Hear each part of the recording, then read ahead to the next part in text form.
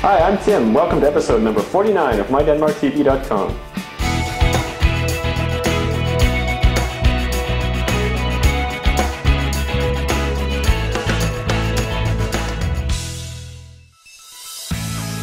In this episode, we're going to check out the Labor Day celebrations in Denmark, which happen May 1st every year, as they do in many other cities across Europe. And later in the episode, we're going to answer a few viewer questions.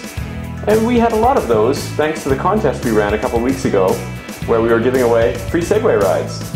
So I was joined in Fælledparken on May 1st for the Labor Day celebrations by Sabina, who our regular viewers will recognize from a couple of previous episodes.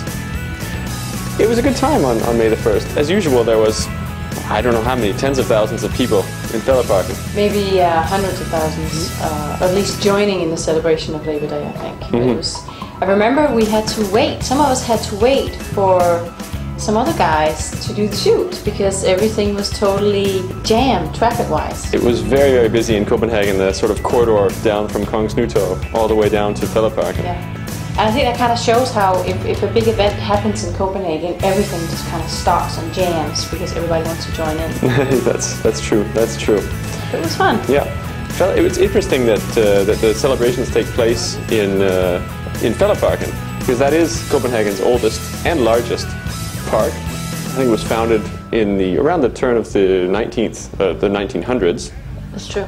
And actually the first time they had Labor Day, 1st of May, back in 1890, they also had it in Fælledparken. So that's why it's kind of unique. Yeah, I think there was about 30 or 40,000 people who joined in. And they actually started the preparation for that back in September 1889, so it took them half a year to prepare for this. I can see you've been studying your history. I have a little. I mean, I think you guys, you should know this. I mean, when we're doing this show, of course you should. Yes, the quiz will be later. Yeah. It's actually a question on the Danish citizenship test, but we'll come to that in another episode.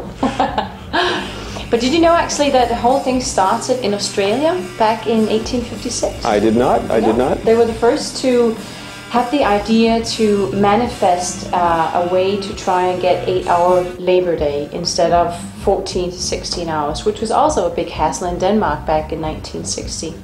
So 1860s. 1860s, yeah. It's a little, yeah, that's true. An interesting thing about Denmark, when you compare it, you know, going back 150 years, it was actually a very poor country back then. Nothing like it is today. That's true.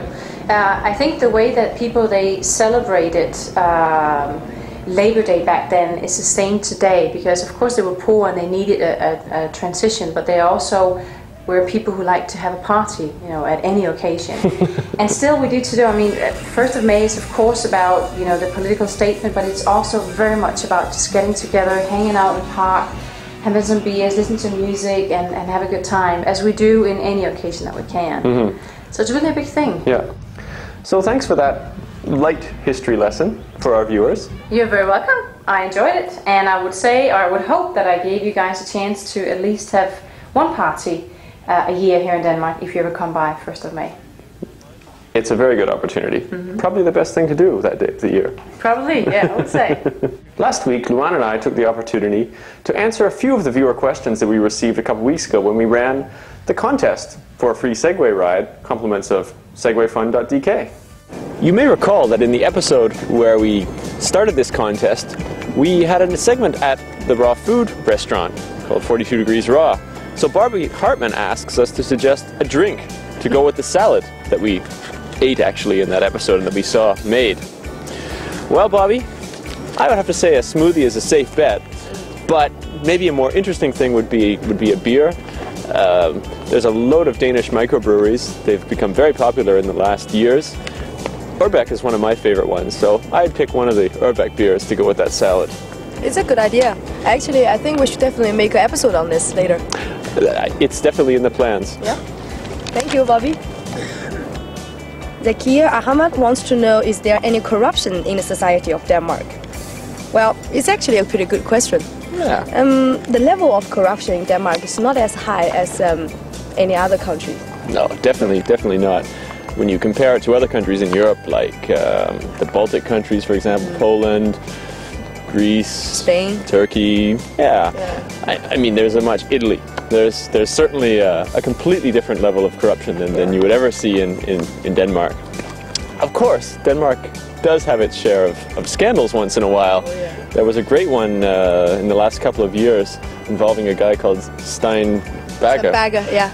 And that's a very well-known name in Denmark. And he got some media attention all over the world. He ran a very large IT company. They did IT factory. Yeah, IT factory it was called. And they made leasing arrangements with companies that were making large-scale IT purchases. Well, they supposedly did. As it turned out, the vast majority of their revenue was completely fraudulent. It didn't even exist. The transactions didn't exist. So Steinberger is now spending some time in jail. In jail. Yep. You can see Nyhavn in the background, and that's a place where you can find Danes from all across Denmark, which is therefore an appropriate setting backdrop for this question, which Christina Marinica asks us. She actually asked us a bunch of questions, but we're not going to be able to answer them all. Does the Danish language have any dialects? Well, yes, it most certainly does. And I would say that there's 4 that are probably the most important or the most notable. Major. Yeah. And that is Jysk, or people from Jutland, Midsjællandsk, which is the central area of Sjælland, Copenhagen, and Bornholm, which is a little bit like a mix between Swedish and Danish sounding, because it's kind of a singing sound, and it's quite amusing to hear. And here is actually a link you can see. There's a PhD student did a study on Danish dialects, and what he found out, Denmark actually have 32 dialects. Okay. It's amazing. It's such a small country. I'm pretty sure that most Danes would not be able to identify all those 32. No. Maybe if they listened closely, they could pick out a number of them. Another question from Christina Marinica. What are 3 things people think about when think about Denmark? The stereotypes we'll go for. Yeah, I would say H.C. Andersen, the fairy tale. Yeah, can't really get away from that. The Little Mermaid, of course, the little statue. That's the reason why she's there on the Copenhagen Channel. Oh, which is in Shanghai now. Strangely enough. And of course, there's companies like Lego, Carlsberg, Maersk. The list is fairly short, but the companies that people recognize, these are pretty significant companies in the world in their areas. Yeah. Everyone knows Lego. I would say Danish food. What about that dark bread? It's also very famous. I think that's maybe famous in Denmark, but all right. And of course Danish pastries. Even though Danish pastries elsewhere in the world are quite different than what you'll find in Denmark. That's one of the interesting things, though. Yeah. Here's a question from Alice, and it's a classic one. It's one I've heard 100 times since I've been here. I'm actually pretty tired of it, people asking me this, but here we go. What is the name of the traditional Danish dessert whose perfect pronunciation indicates that one has mastered the Danish language excellently? You want to take this? Okay, I will do that then. It's grød med fløde.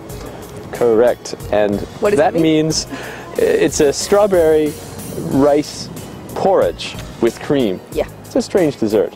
The Danes love it.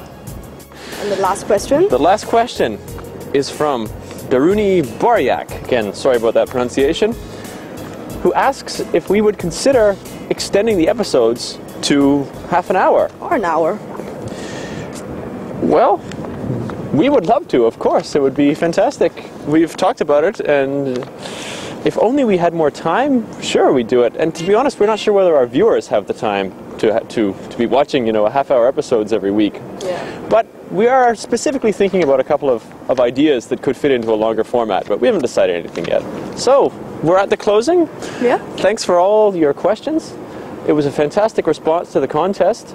Now, we promised that we would pick 5 and give away some free Segway rides, and we'll do that, but we're going to do that by email. Yeah. So we're going to select 5 of them from all the questions we've answered today, and then you can have fun on a Segway.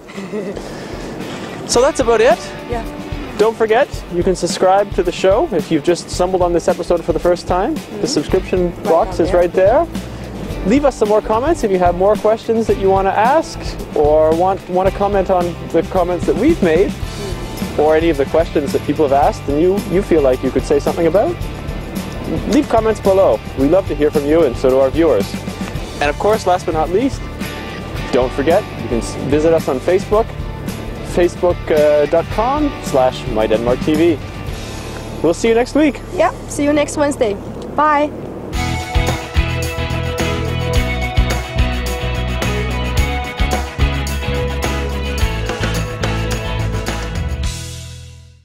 Once a year, have a great party, 1st of May. Yeah, a tip for next year. Well, last week...